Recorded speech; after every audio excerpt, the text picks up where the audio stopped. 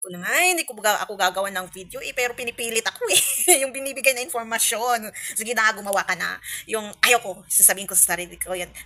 Parang may naririnig ka at dumadating na, sige na, gawin mo na. Ngayon na. Ayaw ko nga.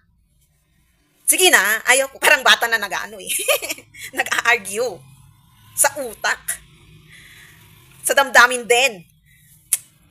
Parang, parang pakiramdam tuloy.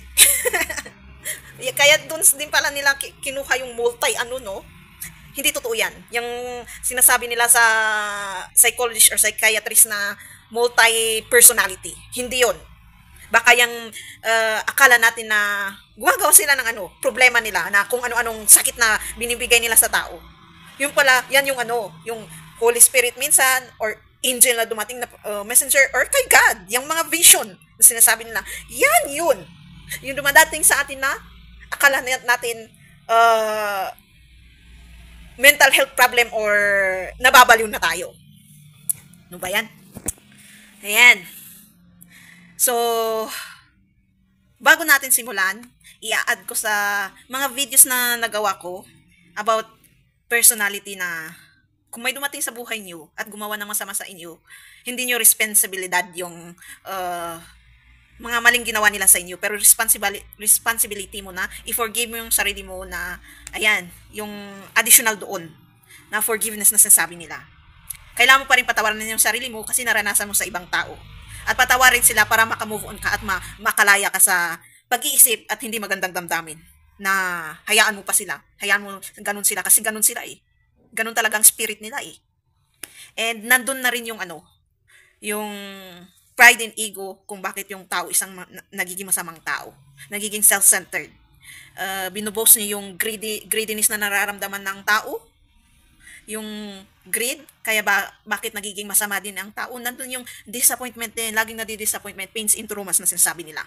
Kung i-accept nila sa sarili nila yun, kasi kahit covered tayo, merong part na naging malignant din tayo, na merong part din na sisisihin natin yung mga naranasan natin sa mga ibang tao at minsan ipaparanas natin sa may sinasabi nilang tendency to be narcissist. Pero pag nagre-reflect ka talaga, maintain mo yung freedom na yan, unconditional freedom, unconditional happiness, unconditional, lahat yung unconditional. So, ayan, forgive yourself na naranasan mo sa ibang tao, i-forgive mo sila, pero lagyan mo ng limitation and boundaries. Tignan mo muna, kailangan isipin mo na i-earn ulit yung trust nila kung gusto nilang bumalik sa buhay mo, yung mga gumawa ng masama sa'yo. Sila mismo dapat ang mag-earn ng trust and respect mo. Hindi ikaw ang mag-earn kasi sila nga ang gumawa ng hindi maganda sa'yo. Iba din kasi ang isip ng ibang tao Sila pang gumawa ng masama sa'yo. Oo. Tapos gusto pa nila, ikaw ang mag-earn ng trust and earn respect nila. No. Sila ang mag-earn ng respect and trust mo. Be responsible enough to stand by your own. Ganun din sa paraan na yun. Be matured na sinasabi nila. Pag laging lumugmok sa kabila na bakit mo laging nararanasan sa ibang tao yun? Yan, sinasaktan mo yung sarili mo. At sisisihin mo pa ang mundo, next, Diyos or mga magulang mo na bakit ka nabuhay sa mundong to. Ayan. So para maalis natin yung sarili natin dyan sa complain na yan at compare sa ibang tao na parang mas maganda ang buhay nila na sa'yo. Actually, kahit maganda ang buhay nila, may problema din sila. Baka mas malaki pa. Hindi lang nila pinapakita. Na, kasi tignan mo ngayon mayayaman katulad nito, itong itatapik ko na to, na hindi nila may ayos-ayos yung sarili nila, yung pag-uugali nila na hindi maganda, halang na sinasabi nila. Ayan, panoorin natin tong video na to, na about sa admin ngayon, na nagbabangayan sila, ang gulo-gulo nila nagsisiraan sila, ganito, ganyan. Hindi talaga nila alam kung paano nila aayusin ang problema nila after nung pandemic. For sure, meron silang mga issue nung past pandemic na ayaw nilang lumabas. Or may plano na nasabotage. Pero pilit na. Kasi imposible na yung ibang admin ngayon. Walang kinalaman sa past admin. Or kahit issue talaga ngayon na Nasa problema tayo sa mga tao. Yung control and submission. Kung ikaw yung nasa taas, kailangan mong i-control. Kailangan ng mga taong mag-submit sa akin. Control. Anong meron doon? Okay lang naman na kahit ikaw ang billionaire, ikaw ang leader, tapos basta ginagawa nila ang trabaho nila, yung hindi halang din ang kaluluwa nila. Example, kung ako ang presidente, mag-i-strict ako. Pero, dapat gawin yun nila yung tamang trabaho nila. Kung may nakita akong medyo halang ang pupuntahan ko, ikukorek ko. At ayaw gawin yung trabaho niya, doon ako gagawa ng aksyon kung anong dapat aksyon na gagawin ko nasasanga ko na yun. Na kahit may mga kasama siya sa kasi ito din darating ang Diyos. Kung naniniwala ka na lahat ng gagawin mo is puprotektahan ka, wala talaga mangyayari sa'yo. Walang mangyayari sa'yo na lahat ng plano nila ay mag-a-against din sa kanila. Pero yung halang talaga ang kaluluwa na, sige lang, kung anong gusto gawin, kung ayaw ng taong yun gawin, is gagawa ka ng paraan na hindi maganda. Kaya yan, darating yung ng kapwa mo.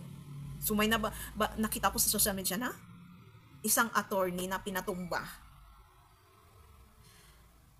So ito panoorin natin.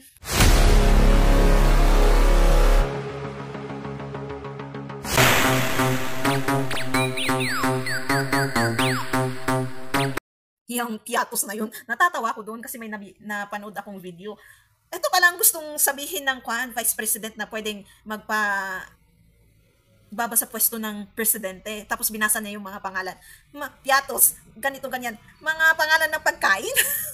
Yun pala, statement lang yun. Tapos, pinangalanan na daw kasi ng Vice President natin kung sino yung mga, na yun, sinabi naman sa video. At, ano ba yung white envelope din na yan? Tapos may mga comment din akong ilalagay. Ipipaste doon siguro. Na pwedeng mag-link sa mga nangyari. Kasi possible yun eh. Hindi lang baka possible. Possible talaga. Wala na yung lang. Oh, ba't kayo natahimik? Ilang linggo nyo nang hinahanap si Mary Jane Piatos. Kayo na mismo, di ba, binubuli nyo kami. Sino kasi yan si Mary Grace Piatos? Nasaan na kasi si Mary Grace Piatos? Dapat pangalanan na si Mary Grace Piatos. Oh, pinangalanan na ni VP Inday Sara. Si Mary Grace Piatos ay si Lisa Marcos. Di ba? Kasi si Lisa Marcos, di ba, ni-reveal ni VP Inday Sara, di ba, sa kanya pala nagsimula yung white envelope sa DepEd. Oh, ayan na. So, nasagot na ang tanong nyo kung sino si Mary Grace Piatos. Siya ay si Lisa Marcos. Na back to you. So, itong president talaga natin, binaba-iba talaga siya? Yung mahina ang loob? Kasi, oo, alam ko, ganun din ako noon. Kaya siguro yun ang ginusto niya sa asawa niya ngayon.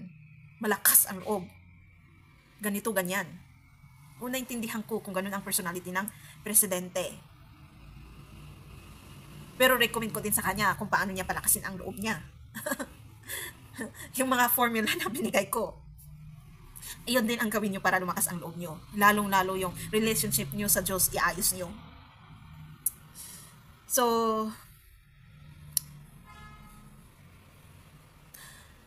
yung disappointment minsan, baka yun din ang dahilan kaya nag-give up ang sarili. Di ba, dati sinabi kong kaya kong mag-ipon ng malaki at lalo kung gusto kong mag-travel dito, talaga kung kaya kong pag-ipunan, mag-ipon tapos mag-travel, waldasin, or di kaya mag-ipon kung may disappointment na dumating, waldasin. Parang hindi mo pa naisip yung consequences ng future mo. Siguro yun ang kailangan nating baguhin. yung disappointment. Kasi greed din yun eh. Kinikimkim mo lang at kinikimkim mo yung disappointment. At yan ang sisira sa sarili mo. So, pasalamat din ako at nawala ako sa part na yun. So, nilalabakan ko ngayon at ginagawan ko ng paraan para bumalik ako doon sa dating yun. So, new beginning ulit. At yun ang pasasalamat ko. Na nakita ko yung sarili ko, na reflect ko sa mirror, then, i-recommend ko din. Sasabihin ko sa inyo kasi baka ganun kayong tao. Kasi, kayo din mismo nagdi-disappoint, hindi nyo nakikita na dati, ang nakikita mo lang yung disappointment sa ibang tao, kaya nagagawa mo yun. Pero, hindi, nung ngayon, nakita ko, na-disappoint ako sa sarili ko. Kasi dahil sa disappointment na yun, nagawa ko sa sarili ko. Na sinira ko din yung sinimulan kong ginawa. True. So, yung disappointment na yan, magiging paraan at daan para iayos mo din ang sarili mo. Hayaan mo na yung ibang tao na sinasabi nila. Don't mind their opinions. That's the most important. So, bata pa naman tayo. So, andyan pa naman So, nagsisimula ulit na parang bagong pinanganak, nasabi nila. Yan, wag balik tayo sa nadadagdagan sa ng lesson. So, ayan. Yung mga issue nila. Mas maganda i-go forward nila. Kasi sinabi ko din doon na galing sa blood na 144K ang tata niya at si PBBM. Kaya napunta sila sa ganung pamilya. Kaya baka yung pamilyang yan na napupuntahan nila is Jezabel na sinasabi nila. So kung Jezabel ka, ang makukuha mong partner is Jezabel din. May nakita akong video na ganun eh. True ata yun. True na true. Hindi ata. True na yun. So, as being 144K blood, siya ang gagawa ng paraan si PBBM na iayos niyang pag-uugali ng asawa niya, yung pamilya niya, kung anong nakikita niyang mali. Kasi hindi ginawa ng tatay niya sa pamilya niya eh. Kasi ng asawa niya yung nagpapatay sa kanya, yung senior na Marcos na sabi ko. So may hula din na binigay ako, di ba? So, tatay ba mismo cousin niya yung ewan ko, basta related. Yan ang paraan na sinabi ko din na hindi paraan. Yan ang isa sa part na paano mo malaman kung nasa 144K blood ka. Na parang napapansin mo lahat yung mali. Na ikaw yung babangon sa pamilyang yan. Na ikaw ang magpapakita ng dapat na baguhin sa buhay mo. Kahit hindi mo sabihin sa kanila, pero sa buhay mo. At lalong-lalo, idagdag mo pa ang Diyos dyan. Tutulungan ka niya. Gawin mo lang, focus ka lang sa ginagawa mo. Dapat, kahit may pagkakamali, basta dinagdag mo ang Diyos, sa buhay mo. Lagi kang nagre-reflect. Ina-accept kung hindi yung ayaw mo din at nagre-repent. Yan, may makikita yung mga pamilya mo na hindi mo rin naman napapansin na parang ma-amaze din sila at mababangon sila. Na baka kailangan ko din magbago. Kasi minsan hindi natin kayang sabihin sa kanila, di ba? Sa buhay mo, ipakita sa kanila yung pagbabago na yan. Na ikaw ang kakaiba sa kanila. Ganun. Ganun yung ibang message na dapat makita natin sa Diyos. Na kahit hindi natin sabihin sa kanila, kasi naging parang teacher ako eh. Sa mga sinasabi kong message eh. Para kung napansin nyo na parang nandun kayo sa posisyon na yun, alam nyo din yung gagawin nyo. So, ayan. Ayan ang hindi nila nakita na message as being 144K kasi hindi rin tayo educated eh. Wala talagang taong nag-educate kahit sa ibang bansa kung ano talagang gagawin ng 144K sa Bible na yun. Sinasabi lang nila na may darating sinabi sa Biblia na yung mga taong 144K sila ang mag-aawit, mag-e-enlighten sa atin. Pero hindi nila sinabi yung connection sa buhay. Kung paano natin malalaman kung sinong mga yun. Diba? So, kailangan talaga natin ang Diyos para ma-explain natin ang bagay-bagay at mapansin natin yung mga signs, messages, visions na dumadating sa atin. Yan, ang ating presidenteng PBBM, ikaw ang gagawa ng paraan ng pagbabago ng pamilyang yan.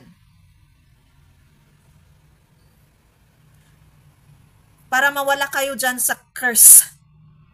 Kasi kahit maganda ang buhay nila hindi maganda ang pamumuhay nila at yung ibang tao dahil sa pag-uugali lang hindi maganda.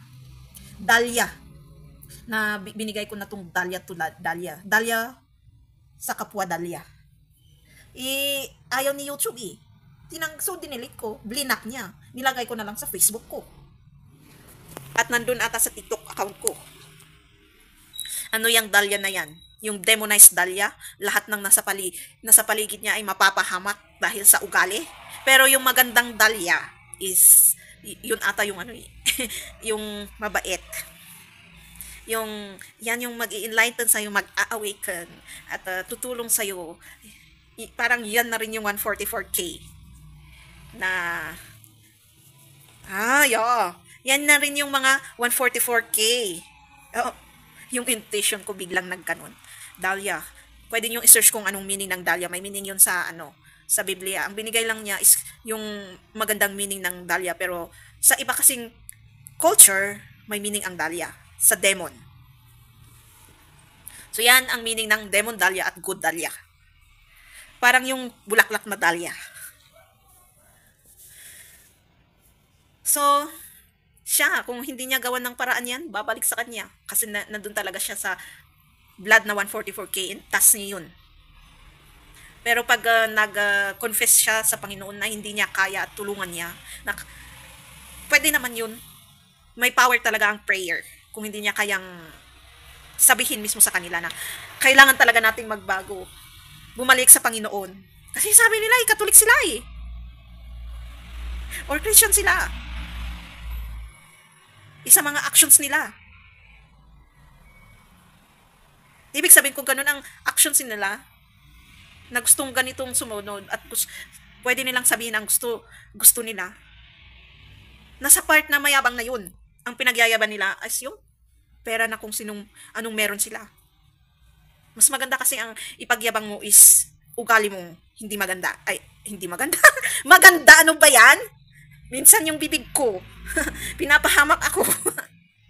Pero yung utak ko, ang ganda. Ewan ko ba, minsan yes, pinapahamak tayo ng sarili natin. Tapos di pa na natin na-realize. Yun. Kung napansin mo na na-realize mo na yung inisip mo, iba sa sinabi mo, kailangan mo ding i-correct. Lalo pag may kausap ka, well, sabihin mo sorry. Ito kasi nasa isip ko tapos yung bibig ko biglang, diba, bigla nating napapasabi sa ibang tao. Kaya doon din darating sa ibang tao kung may kausap tayo, kung anong iisipin niya doon sa test din sa kanila yon. Kung yung narinig nakakakinig sa atin is, liar, sinabi na nga So, kailangan talaga nating open-minded kung talagang yun yung nasa utak niya at sinabi niya ay parehas. Ayan. Way talaga. So, ang daming nangyayari na hindi natin maintindihan na. Dapat pala talagang tutukan. So, ayan. Dapat pagyabang natin ay ugali natin na maganda at nasa pader tayo ng Diyos. Hayaan mo yung nagsasabing, ang yabang mo naman, ang ganito, ganyan. Talagang may magsasabi ng ganyan. Kasi may matatamaan sa kanila. Insecurities isa doon. Ego and pride. Isang part yun. Yan na naman yan Kasi nung bata pa ako, kung may mga may classmate kasi ako at mga taong nakikilala na ang galing talaga nilang mag-share, mag-confidence and courage ng mag-preach sa kapwa nila. Tapos yung iba na nagsasabi, ayan na naman yan nagyayabang, ano makukuha mo dyan? Masayang lang ang oras mo dyan. May mga tao magsasabi doon. Hayaan lang po natin yung mga opinion nilang ganun. Ang ilagay natin sa utak natin is, may mga dahilan kung bakit ganun sila. Kalakip din nun is, hindi sila naturuan na mayroon talagang Diyos. At may mga naranasan sila. Kaya hate nila kung anong mapansin nila is laging negative ang sinasabi nila. Wala man lang positive, at least even small. May part yung pain syndromas. Yan, may dahilan. Yan na lang lagi ang isipin natin kung bakit yung ibang tao nakakapagsalita ng ganito ganyan at nakakapaggawa para mabalance naman natin yung sarili natin. Kung may at kailangan din nating kung may nakita tayong mali, yun. Kailangan natin talagang matutunan na maging courageous and confident na i-correct yung taong gumagawa ng mali. Yan. So, ayan. Bakit talaga ang politikong to? Ang hilig-hilig nila gumawa ng problema pero hindi rin nilang kayang gawan ng paraan. Tapos ang gusto nilang ang inaisip lang nilang paraan is patumbahin yung tao. So let's encourage our president na lang na gumawa talaga ng paraan. Yung problema na dumarating, kung talagang makajos siya, huwag nating sirain. Pakiusapan natin. Pakiusapan natin. Kasi ang hirap din talaga kasi yung nasa blood na 144K, yung lahat mag-a-against. Pero pag determinado yung taong yun, kahit lahat nag-a-against sa'yo, kaya niya yan.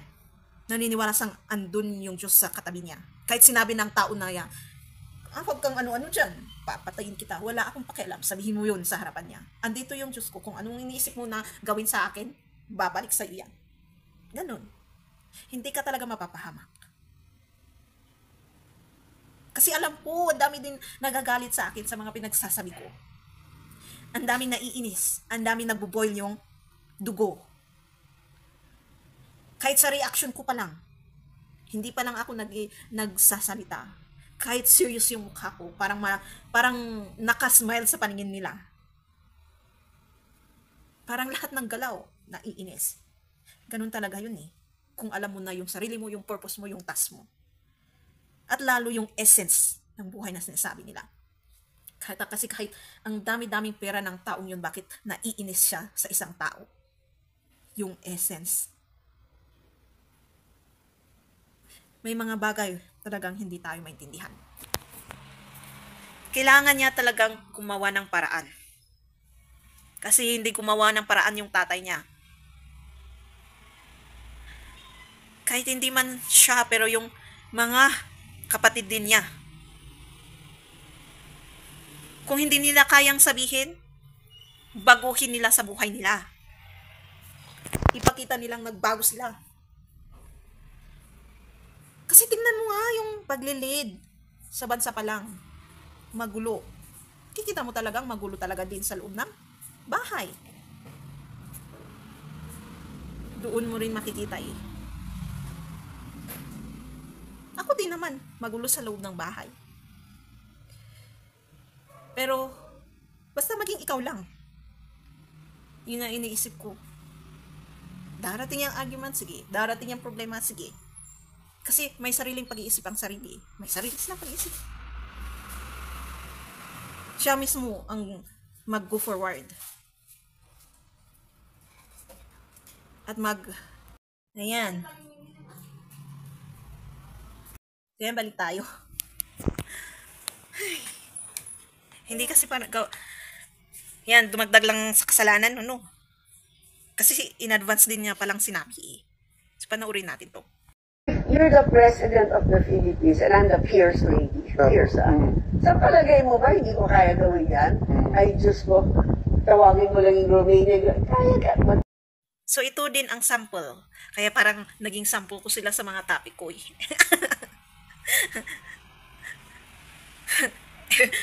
Yun lang ang makikita kong ano eh. Pinakamalaking at pwedeng sabihin na i-correct din ang sarili nila eh.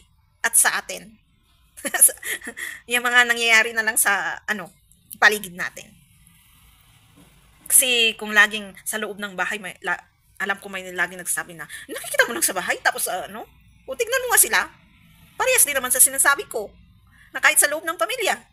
Kung ibang sitwasyon, ganun din na mangyayari. Common sense. Doon din natin makikita ang common sense kasi nawawala talaga yung common sense ng mga tao ngayon. So yan. Sinabi din pala niya advance, kaya niyang gawin. So, sila talaga ang gagawa ng paraan para maayos din yung paano, kasi naapektuhan na yung paano mag-lead sa country. Yan ang gusto din pakita ng Panginoon, na akala ko ba yung motto niyo is kung yung trabaho pag nasa labas ka na ng trabaho dapat, yung problema sa pamilya is sa labas na sana. Yung pamilya hindi lang sa loob ng bahay, kasi pamilya din nan tawag doon sa uncles, aunties, cousins, etc. bloodline. At tayo ding mga taong pamilya tayo sa mata ng Panginoon, magkakapatid tayo.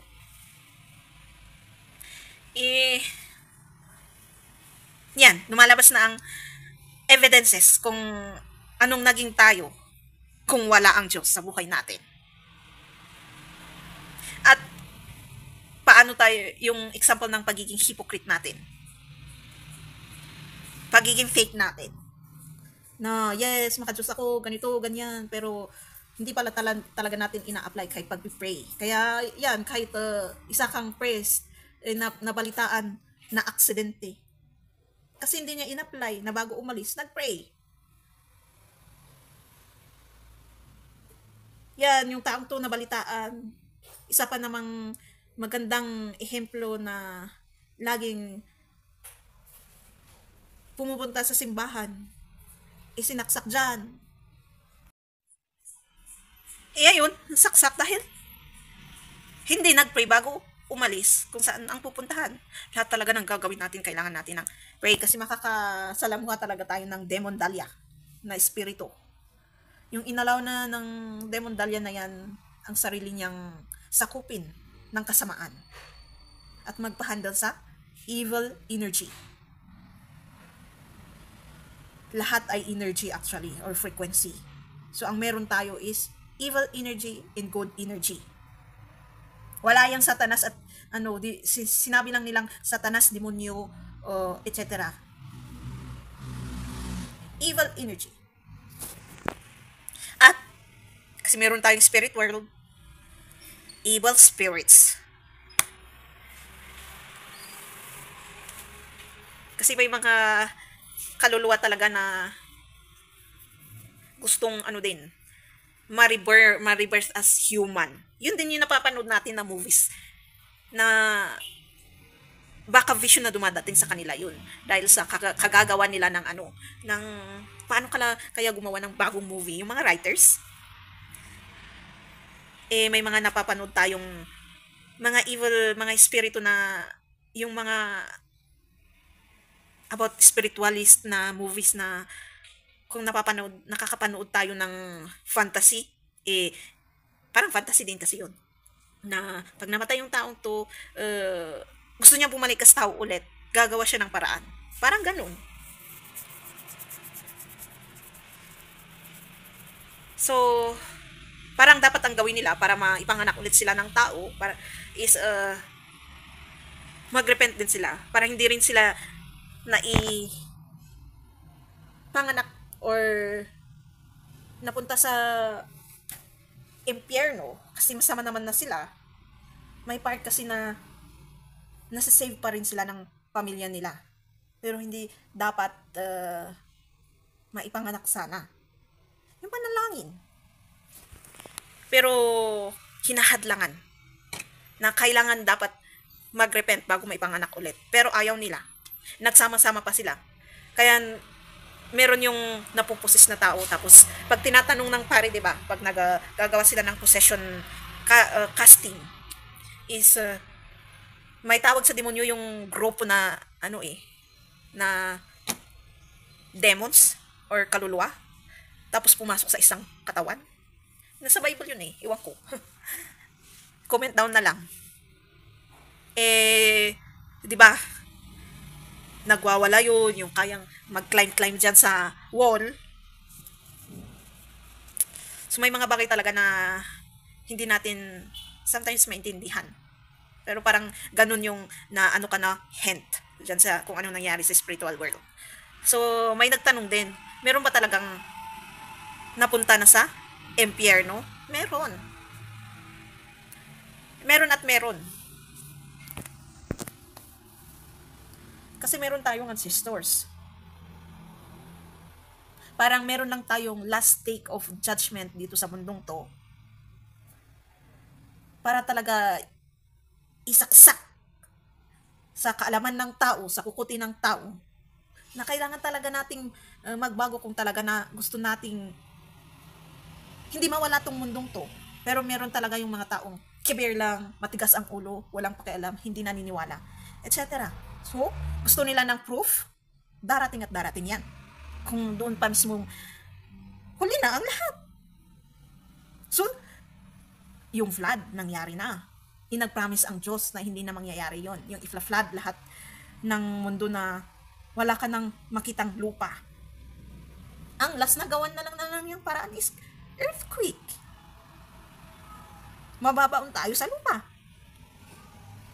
Ginawa niya na rin yung magpaapoy, yung naging asin sila. Wala pa akong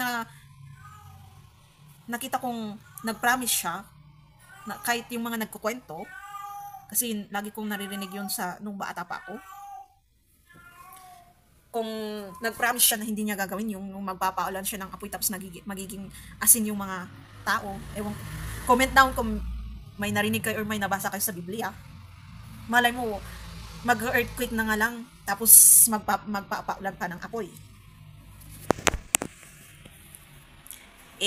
Ang tigas ng ulo natin ang tastas ng ego and pride. Ayan. Bumabalik-balik tayo sa ego and pride.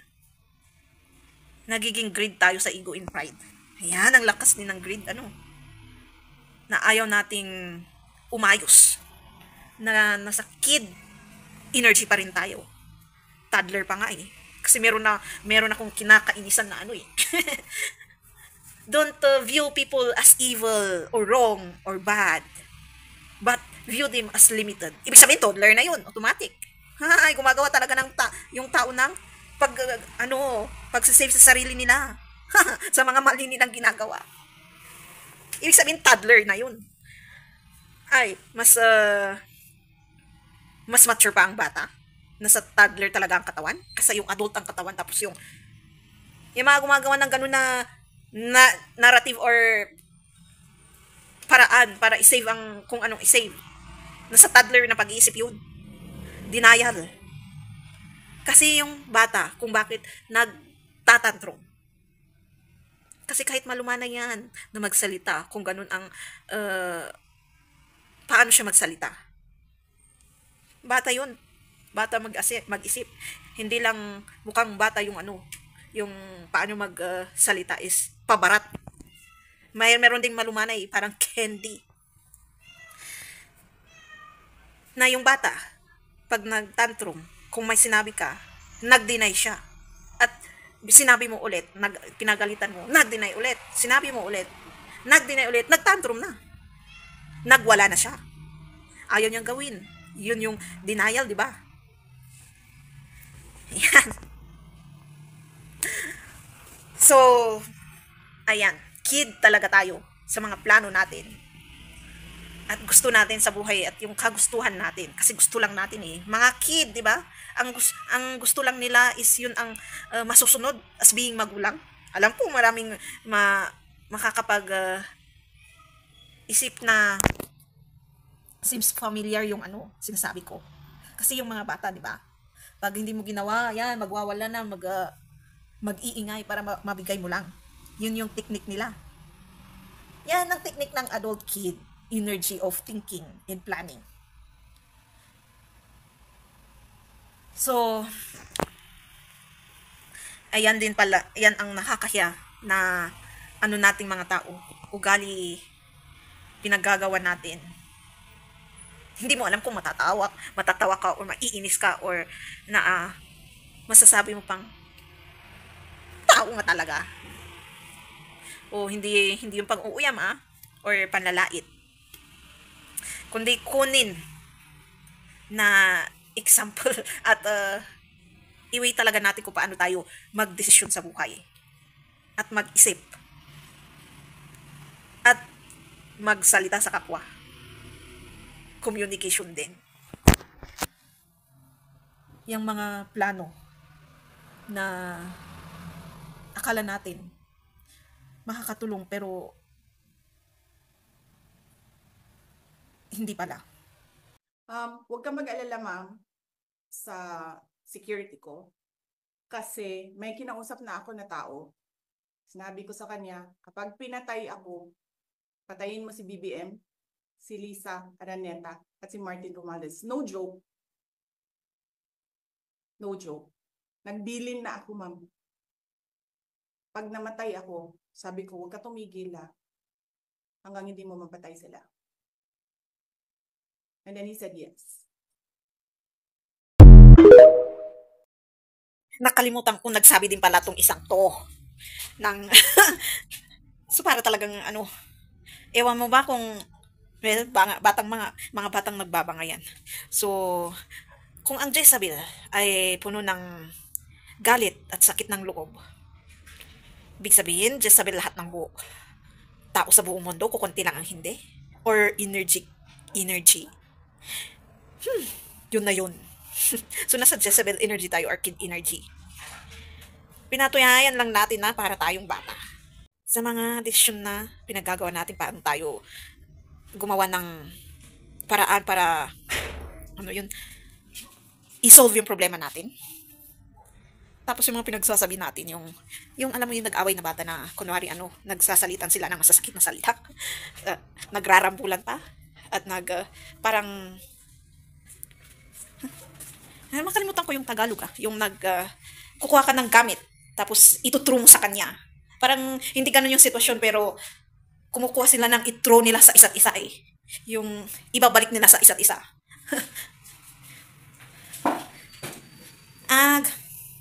At ganun din ang tao. Parang yung sasabihin na yan, nung pag nagbabangayan sila, yan kasi, pabiktim ka Yan kasi sasabihin naman ng isa, sino bang may kasalanan? Di ba ikaw nagsimula? Ha? Sabi ng isa, ako pa talaga ang nagsimula. Parang ganun. Kahit hindi nagsasalitan ng usapan na ganun. Yung parang yung situation ganun, kaya may projection, at may blame, at may compare, at meron pa yung nadadagdag yung past events, ibabalik sa sitwasyon, or argument, or pag-uusap, sa pangyayari. Tapos, balikan. Ganun ang smear campaign, di ba? Or ganun yung chismis. Yan. Kaya naintindihan nyo na ba kung bakit nasa kid energy tayo? Na hindi talaga natin nakuha yung totoong knowledge, intelligence, or wisdom ng buhay ng tao. Ang galing natin mag-explain. Ang galing natin ipaliwanag. Pero hindi natin ina-apply. Nananalo pa rin yung pagiging kid energy.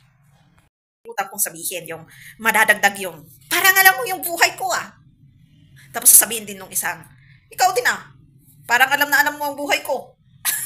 Timista, mag-usap na lang ng masinsinan. At pag-usapan niyan kung anong problema. Yan dyan lumalabas yung ugali natin. Paano tayo manita? Paano ba ang ugali ng bata pag manita? Ganun, di ba? Pero paano ba manita ang talagang mature na tao? Sisitain niya yung mali. Tapos, sasabihin niya kung anong gawin dapat ng tao. Pwedeng magbigay siya ng mga paraan para isolve yun. O di kaya ipapamukha na lang sa'yo. Yung kahit hindi siya magbigay ng paraan para resolbahan niyang problema, pero ipapamukha niya na yung katotohanan na bakit ba? Parang sample Well, sa bagay, sample din yung mga sinisita ko na hindi ko na sinabing matured ako. Kasi undago pa lang ako sa buhay ulit. New beginning. Parang kung kunwari may pumagit na sa dalawang nag-aaway. Tapos biglang sabi, ano ba yung pinag-aawayan nyo? Nagsalita yung dalawa. Ito kasi, sabi ng dalawa. Para kayang ma-resolbahan nyo yung problema nyo, mag-usap kayo ng masinsinan. Hindi pa rin na-resolbahan. yung problema ng dalawang nagbabangayan. Tapos may nakuha siyang hint sa pinagbabangayan. Tapos nakita niya pa na ang pinag-uusapan din is about sa past, na parang yung problema dapat sa present. Tapos biglang napunta sa past. Tapos biglang sabi ng pumagitna na yun is, anong meron sa past? At relate sa present na pati yun ginagawa niyong siraan sa isa't isa. May magagawa ba yan? May mariresolve ba sa relationship niyo? Maaayos ba yan? Or lalong sisirain? Kung ikaw, ito ang problema mo, nasaktan yung isa sa tapos bumaling din siya sa isa. Kung ikaw din, bla bla bla bla. Alam niyo naman kung paano magsalita yung mga taong nagsasabi ng katotohanan. At masakit pa, yung gigisingin kayo sa katotohanan na pinamukha sa inyo na dapat maiayos talaga sa inyong mga sarili. Pero darating yung denial. Kaya nag-go further pa rin yung away. Umuulan. Umuulan nga. May typhoon ba? Oo. Tapos yun, depende na lang sa dalawa kung igigets nila yung sinabi ng pumagit na sa kanila. Kung iaayos na maayos or ipagpapatuloy pa rin nila hanggang masira talaga yung relationship nila at maapektuhan pa nang dahil sa ganito, ganyan na simple naging malaki pa. Walang silbi pa yung advice ng pumagit niya sa kanila. Ganyan ang buhay at ganyan ang tao minsan. So, blessings actually yung pumagit na, hindi lang nakikita ng tao. Ako, blessings yun. Kasi nakakaranas ako kung minsan pag nag-aaway, di ba, minsan, eto na lang ang kutsilyo para talagang magpapatayan kayo. Kasi nakikita talaga ng isa na magpapatayan na talaga sila through words to words. Kasi nagsasalinan sila ng masakit na words eh. Parang napapatayan na rin kayo doon. So, ito na lang kutsilyo. O, di ba magbaback out ka din? Nakonsensya ka din? Tapos biglang tumahimik. Tapos mamaya-maya parang okay kayo. Mas okay pa yun. Para may na-realize kayo. Kung yung kasi minsan may sitwasyon din na ganito. Kinuha talaga yung kutsilyo and sinaksak sa kasama. Hindi ginamit na masama yun. Ay kasalanan sa kapwa. Diba? So, may gusto ko lang akong idagdag. Pero panoorin muna natin. Mas malaki yung CF ng ating Pangulong Bangag, pero hindi nyo pinupuna kung saan napupunta ito. Mga gunggong. Martin, nangangampanya tayo. Yung revelasyon ni VP Sara Duterte nung panahon ng kampanya. Nakasakay tayo sa eroplano. Magkatabi tayo. Nagre-reklamo ka, na ka, Oy. walang pera.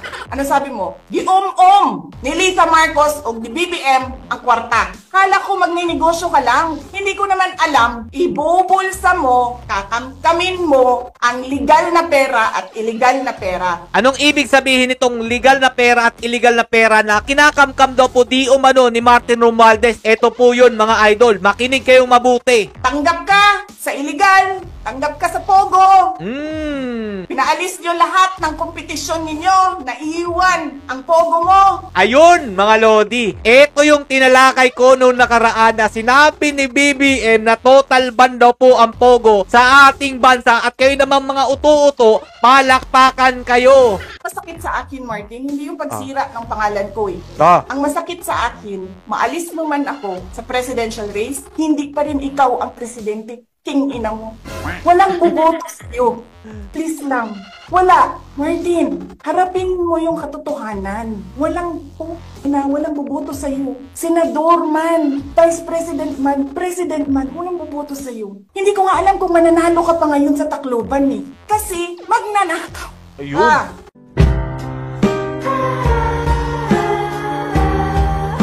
Yo, what's up mga Lods? It's Miguel Peps TV. Welcome back po sa ating channel. Napuno na po si VP Sara Duterte ukol po dito sa panggigipit po nito ni Martin Romualdez at ng bagong Pilipinas, bagong mukha po ni Bongbong Marcos Jr. At hindi na po niya natiis na hindi po magsalita about po nga dito sa mga kalukuhang pinagagagawa po nito ni Speaker Martin Romualdez. At magugulat kayo kung ano pong klaseng tao ito po si Martin Romualdez at saka itong si BBM na pinagtatanggol pa po ng mga tansong falsong loyalista. Ibinunyag po ang kalokohan nito ni Martin Romualdez dito nga po sa video na to ni VP Sara Duterte at yung mga nagsasabi pong wala na ang Pogo, total ban na. Etong tao lang po pala na to, tumatanggap nga daw po di umano ng pera sa Pogo. Ito, pakinggan nyo mga tansong talangka. Bago nyo panoorin itong video na to, uminom po muna kayo ng gamot ninyo at baka atakihin kayo.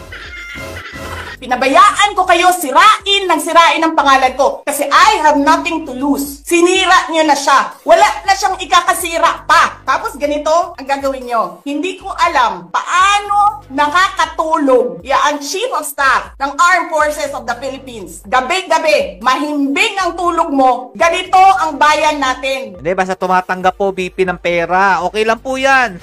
Wala ganun po talaga Nabudol po talaga tayo dito sa bagong Pilipinas, bagong muka Bilyon ang nawawala. Tanungin nyo si Congressman Ungab, Chairman ng Ways and Means, Chairman ng Appropriations Committee. Tanungin nyo siya, paano nawawala ang pera? Paano nyo ginagel ang pera ng Department of Education? Ito, Martin Romualdez. special mention ka, Martin. Inattach nyo ang projects na hindi man lang dumaan sa paaralan, sa SDS, sa region, even sa central office. Basta na lang listahan ng mga congressman.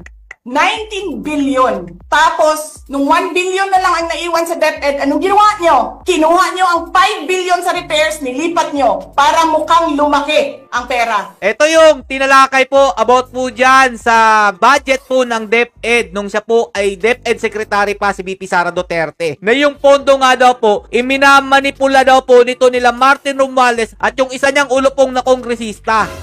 O, diba? Pwede pala yun i-transfer yung pera sa repair tapos ililipat sa DepEd para hindi mahalata. Pwede pala yun. Pero yung mga nag-iiyak-iyakan dyan na mga tansong talangka about CF, hindi nyo napapansin, mas malaki yung CF ng ating Pangulong Bangag pero hindi nyo pinupuna kung saan napupunta ito. Mga gunggong. Martin, Martin! nangangampanya tayo. Yung revelasyon ni VP Sara Duterte nung panahon ng kampanya. At ito, mukhang tuta na ang amo-amo kay VP Sara Duterte nung panahon na iyon. Nakasakay tayo sa eroplano. Magkatabi tayo. Nagre-reklamo ka, na ka, Oy. walang pera. Yan na napapala mo na mura ka ni VP Sara. Kasi, ano sabi mo? Gium-om ni Lisa Marcos o ni BBM ang kwarta. Mga lodi, yung parang iniipit o kinain ni BBM daw po at saka ni Lisa. Ito pa. Walang pera sa kampanya kasi hindi nagbibigay si BBM at si Lisa. Grabe. Ginigipit nila, kinukuha nila lahat ang pera. Reklamo ka ng reklamo sa akin. Ano sinabi ko sa'yo? Huwag ka mag-alala. Lahat ng gusto tumulong sa akin, ipapadala ko sa iyo. Kunin mo lahat. Grabe, ang bait ni VP Sara Duterte, no? Nagreklamo ka kay Medi Poblador kasi tumatanggap ng pera. Ano sabi ko sa'yo? Kausapin mo si Medi, kunin mo lahat ng pera. Lahat ng makuha mo na gustong tumulong sa akin, kunin mo, gastusin mo. Ano sabi ko sa'yo? Pasensya ka na, wala ka ng pera. Ano sabi mo sa akin? Ito. Sabi mo sa akin, okay lang, pag nanalo kayo, babawiin ko lahat yan. Yan, babawiin daw po lahat ni Martin Romualdez pag nanalo po. Hindi ko naman alam, ang buong akala ko, babawiin mo sa negosyo mo. Legitimate businessman ka naman eh. Mina, pagsira sa kalikasan, legitimate na pagsira sa kalikasan. Mga negosyo ni Martin Romualdez ni-reveal po ni VP Sara Duterte. At kayo namang mga tansong talangka, panay puri dito. Negosyo mo, media, negosyo mo. Ano pa bang mga negosyo ni Martin Romualdez? Sulat niyo yan lahat. Media, mga lodi. Ito po yung nangyayari sa amin ngayon Yung naba-blackout po yung balita dahil nga po dito sa media. Kala ko magninegosyo ka lang kasi businessman ka naman. Hindi ko naman alam, binubulsa mo, ibubulsa mo, kakamkamin mo ang legal na pera at illegal na pera. Anong ibig sabihin nitong legal na pera at illegal na pera na kinakamkam daw po di umano ni Martin Romualdez? Ito po yun mga idol, makinig kayong mabuti. Tanggap ka sa illegal, tanggap ka sa Pogo. Pinaalis nyo lahat ng kompetisyon ninyo, naiiwan ang Pogo mo. Ayun, mga Lodi. Ito yung tinalakay ko noong nakaraan na sinabi ni BBM na total ban daw po ang Pogo sa ating bansa at kayo naman mga uto-uto, palakpakan kayo. Pero kitang-kita naman natin na ang dami pong naglabasang mga billboards na mga scatter. Tinanggal lang naman po pala daw nila ang kompetensya ni Martin Romualdez dyan sa Pogo. Di ba nga sinabi ko sa inyo, hindi po total ban ang nangyari sa Pogo. Pinalitan lang po nila ito ng pangalan at totoo nga po talaga ang ating natuklasan. Ngayon, mga tansong talangka, dati na tumatanggap tayo ng bilyon-bilyon na tax dyan po sa Pogo, ngayon nasan yung tax na tinatanggap ng gobyerno dito po sa Pogo? Tinago, di ba? Pinalitan yung pangalan para hindi kayo maghanap. Mga bulag talaga kayo. Tanggap ka, Pogo. May nagsasabi pa, tumatanggap ka sa smuggling, sa droga.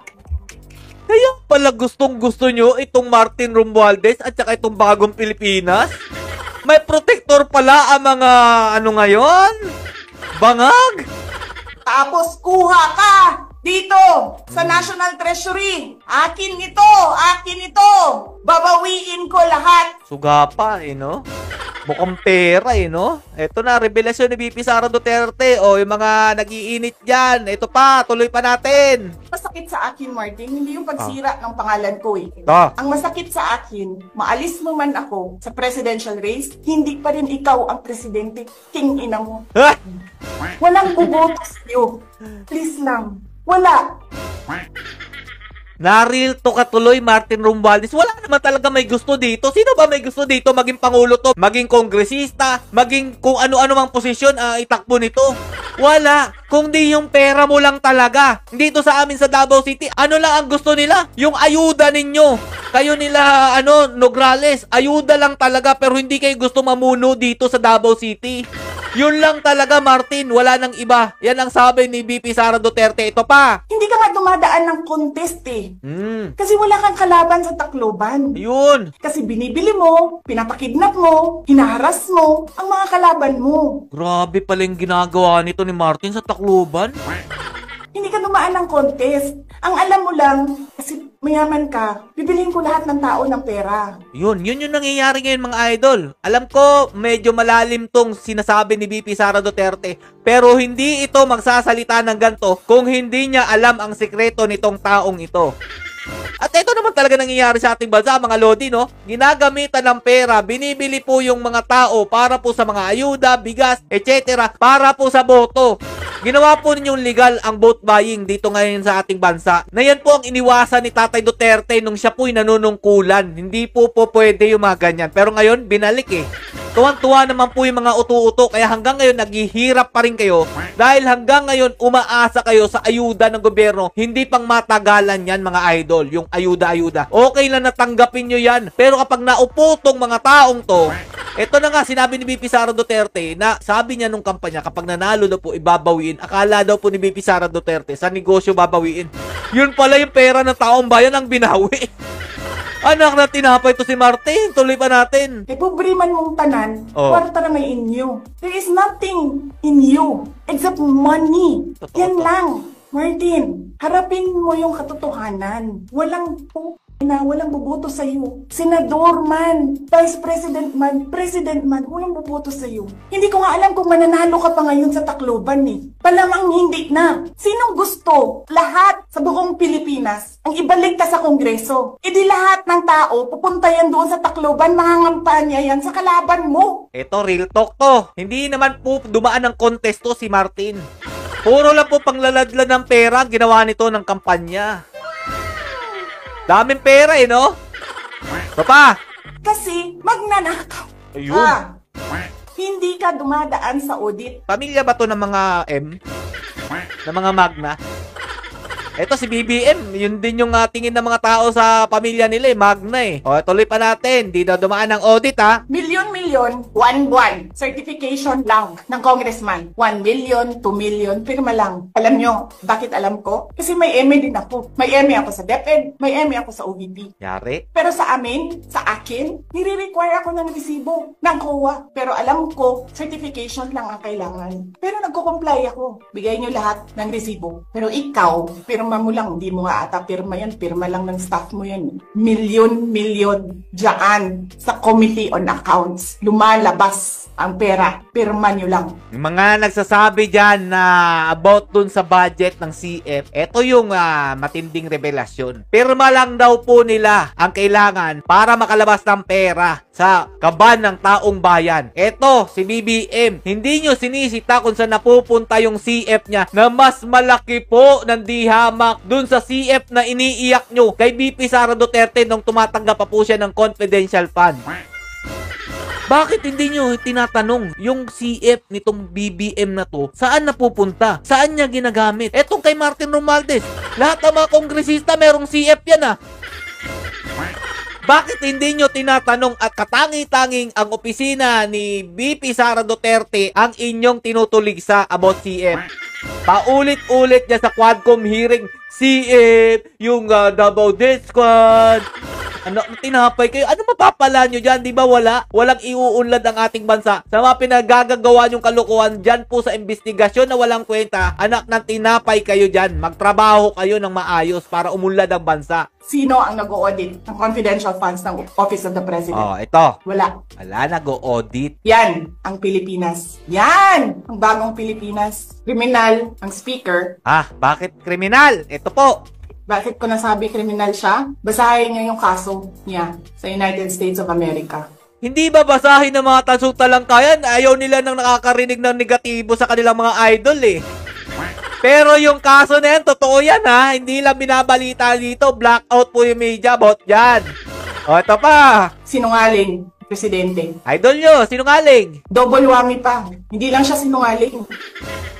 Hindi pa siya marunong maging presidente. Nagpresenta ka na magiging presidente ka. Tapos, hindi ka pala marunong. Hindi ka naman pala marunong maging presidente. Kaya pala yung flood control project, binabanggalan ng barko eh. Kaya pala yung tinanim nyo, inaanin nyo agad dahil hindi ka marunong maging presidente, BBM. Tama ba to? Oh, yung idol nyo, hindi marunong maging presidente, turuan nyo naman. Daming marunong dyan eh.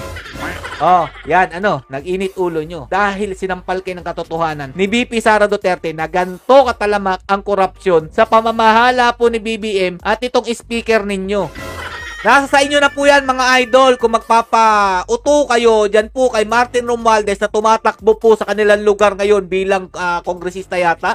Kayo na po bahala kung gusto nyo makulimbat ang pera ng taong bayan pag pinaupo nyo po ito. Okay lang naman tumanggap yun ng pera eh, pero wag nyo naman po sanang isa lang alang po ang ating kinabukasan dahil lang po sa maliit na halaga. Ako po'y naninindigan sa pamilya Duterte, lalong-lalo na po kay BP Sara Duterte. Noon at hanggang ngayon, Duterte pa rin kahit ano mangyari. DepEd!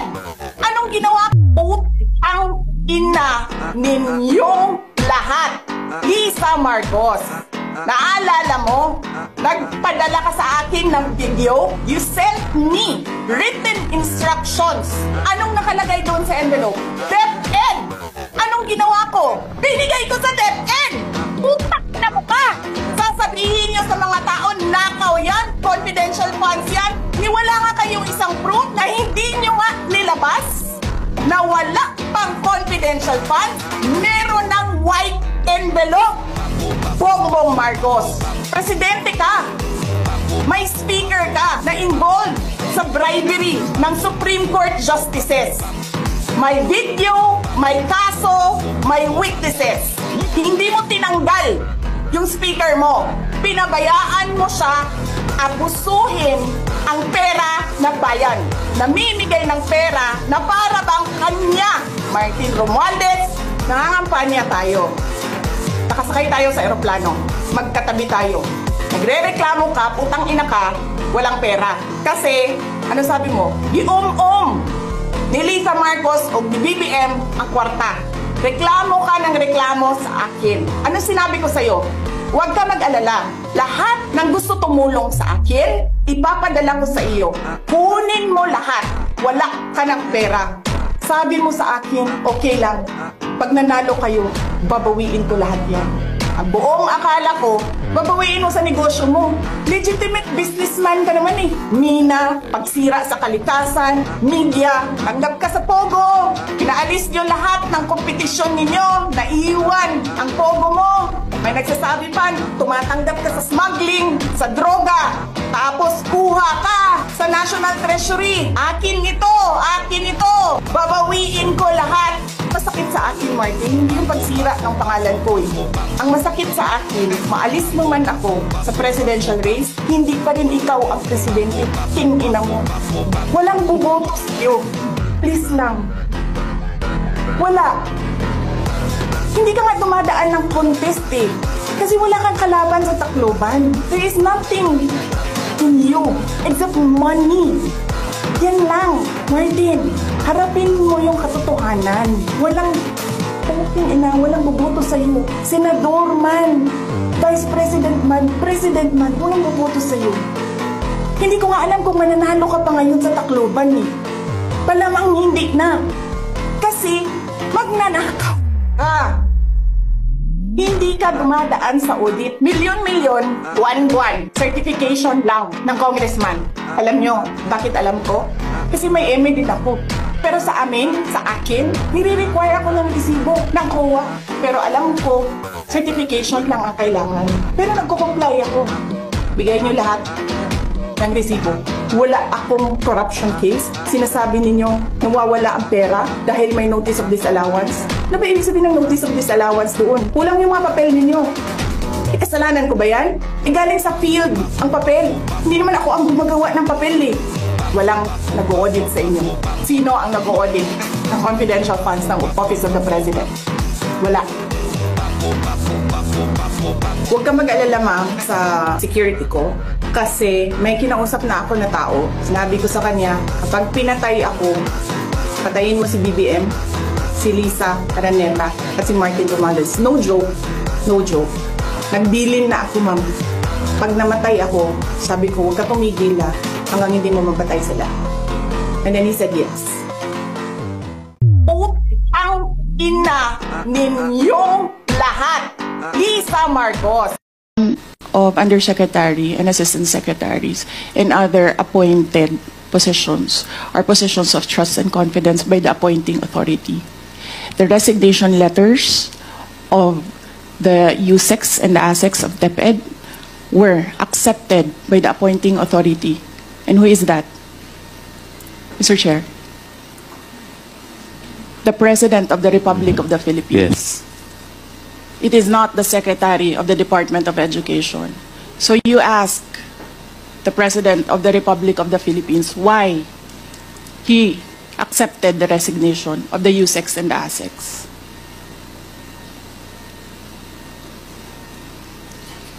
What is the point, Honorable Vice President? Ang sinasabi ko sa inyo, bakit nyo kine-question ang due process? Tanungin nyo ang appointing authority, bakit niya tinanggap ang resignation letter?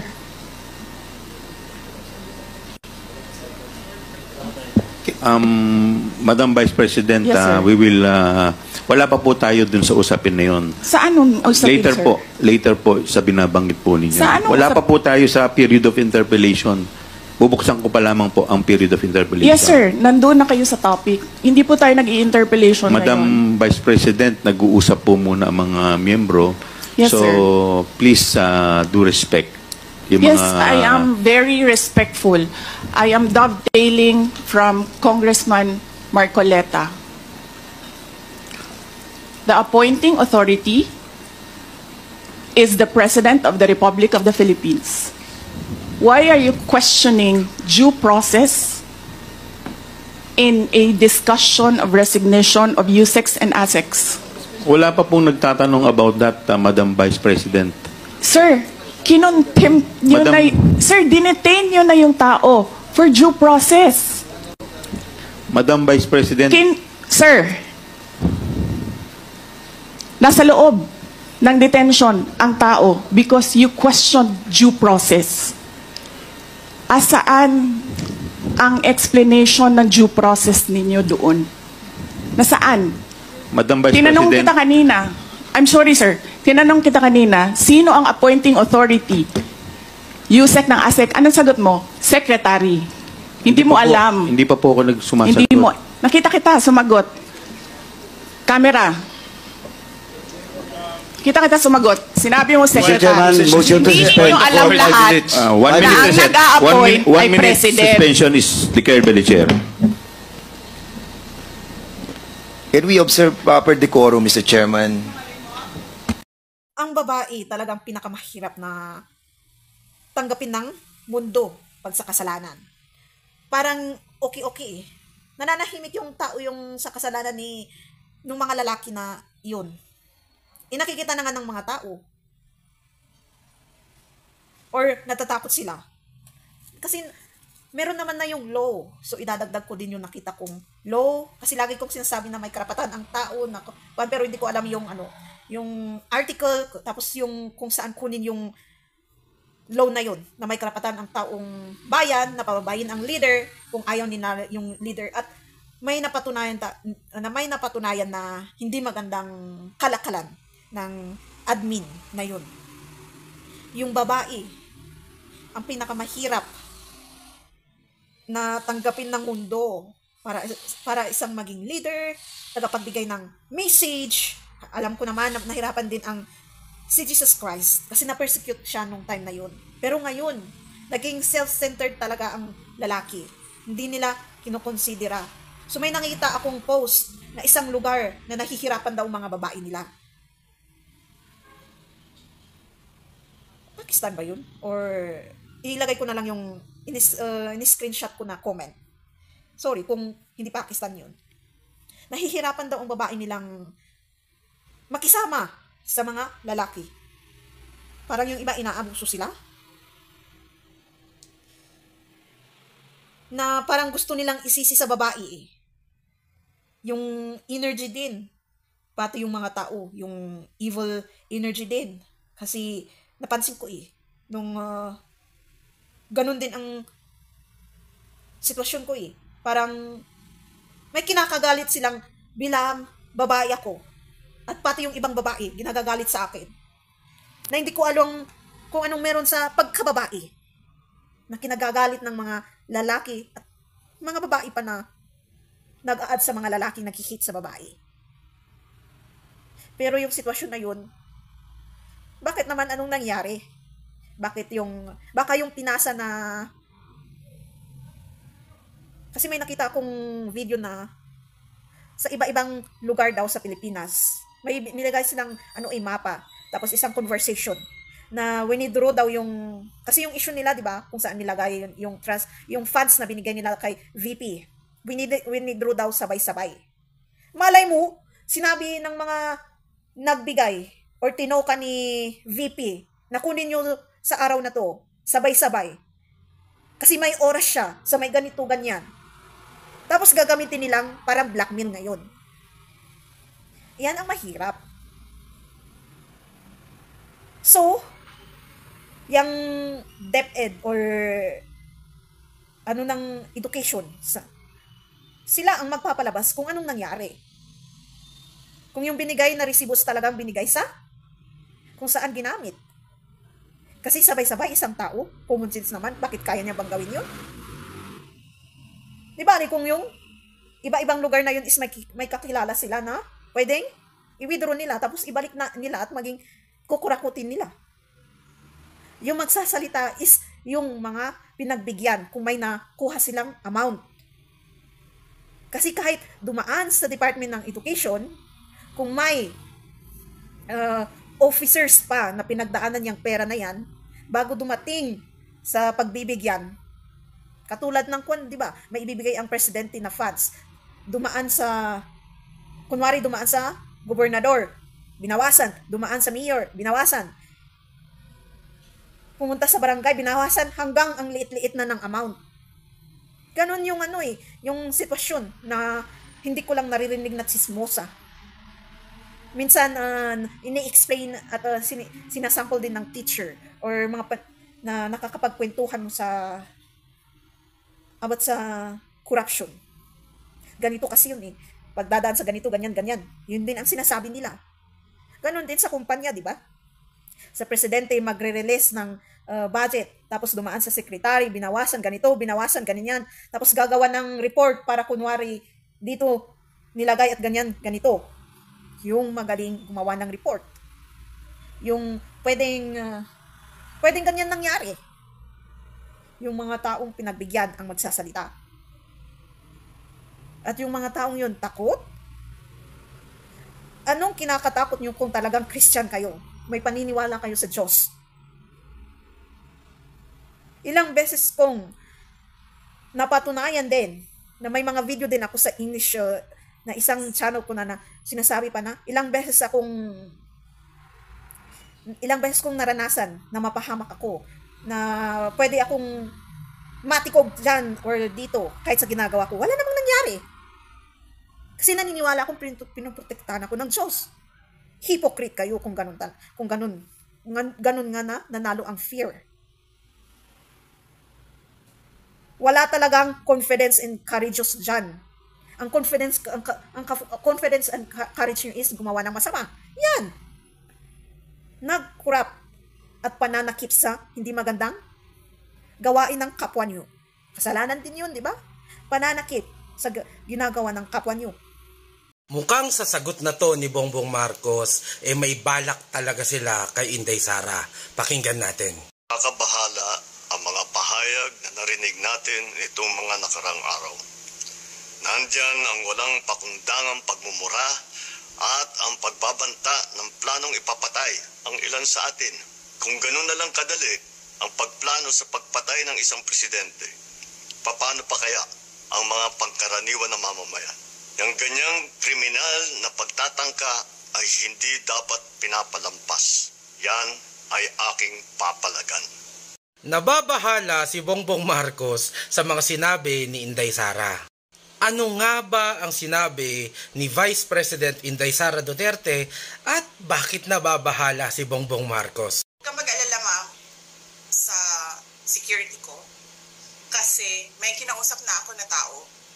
Sinabi ko sa kanya, kapag pinatay ako, patayin mo si BBM, si Lisa Araneta at si Martin Romales. No joke. Oh, bakit natatakot ka, Bongbong Marcos? Malinaw na mangyayari lang yung pagpatay sa inyo kung pinatay si VP Inday Sara Duterte. Kung wala naman talaga kayong balak na ipapatay ang Vice President natin, bakit ka matatakot at mangangamba? Sa totoo lang, unnecessary itong mga papalag na to. You just need to assure us and the Vice President that you don't have any plan to kill her.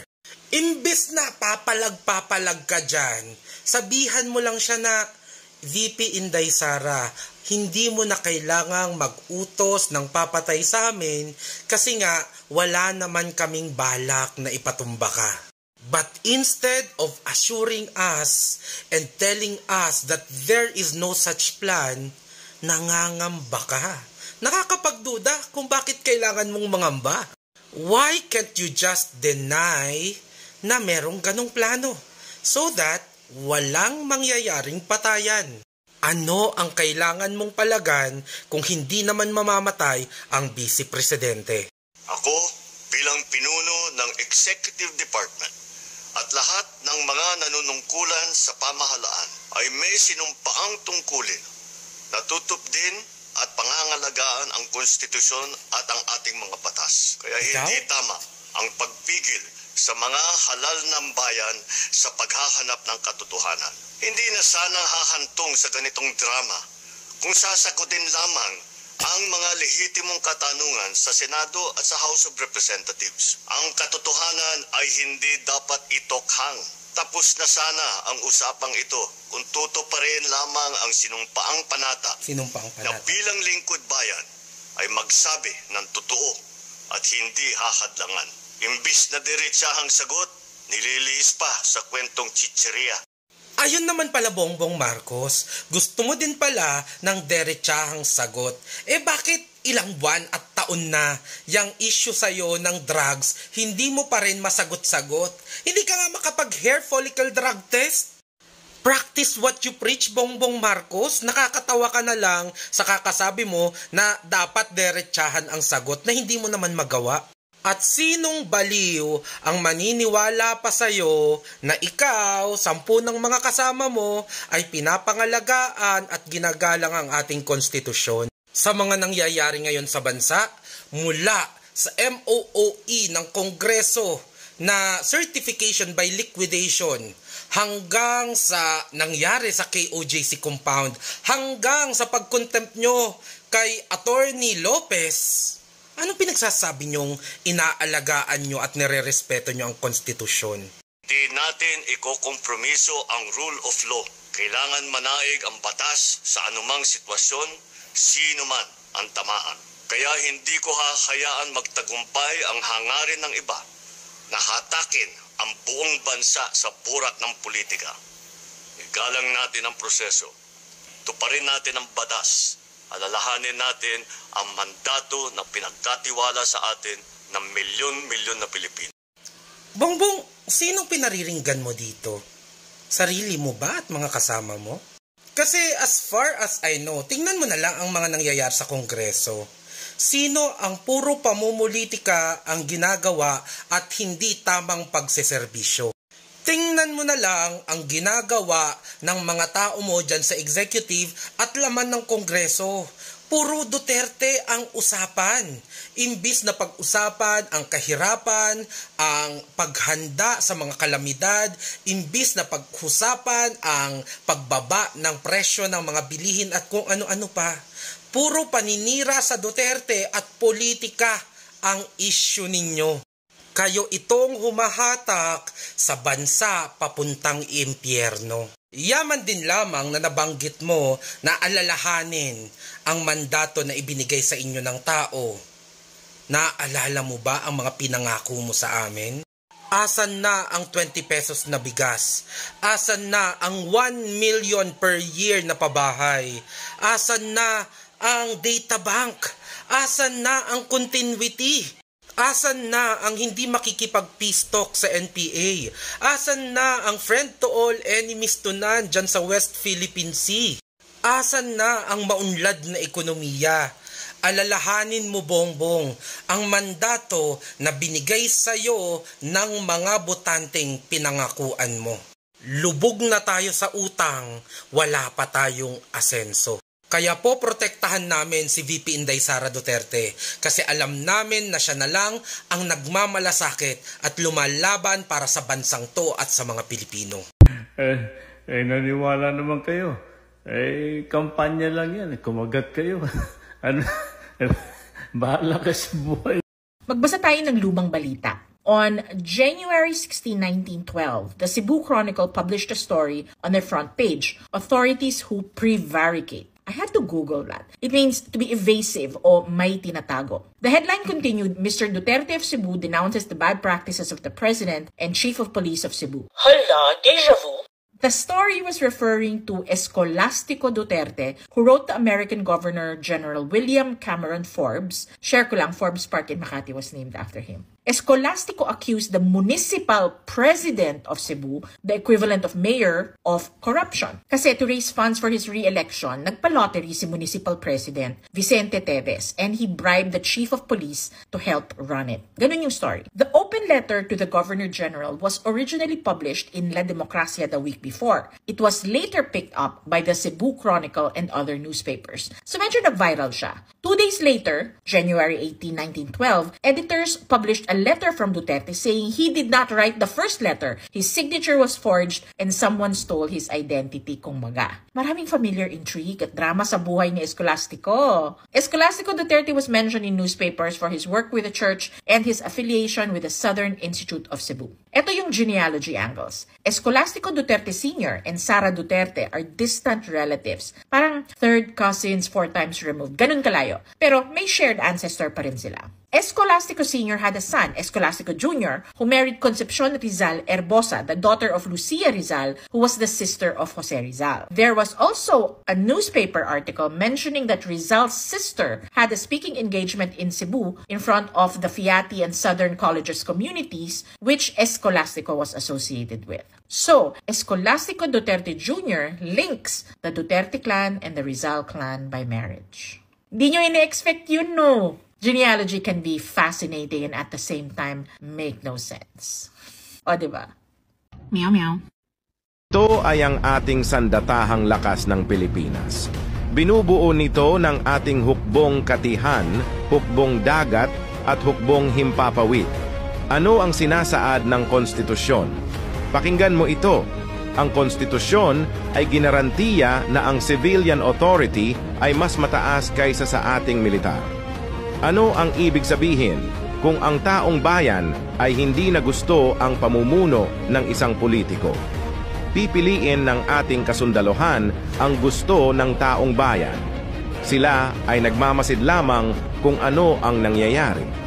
Dahil ang konstitusyon ay hindi isang papel, kundi tayong mga mamayan ng bansa ang konstitusyon. Nung panahon ni Gloria, pinakulong si Erap. Nung panahon ni Pinoy, pinakulong si Gloria, inimpeach si Corona, sinira si Binay, kinulong si Enrile, Jinggoy at Revilla. Nung panahon ni Duterte, pinakulong si De Lima. Niligwak si Sereno at nilugaw si Robredo.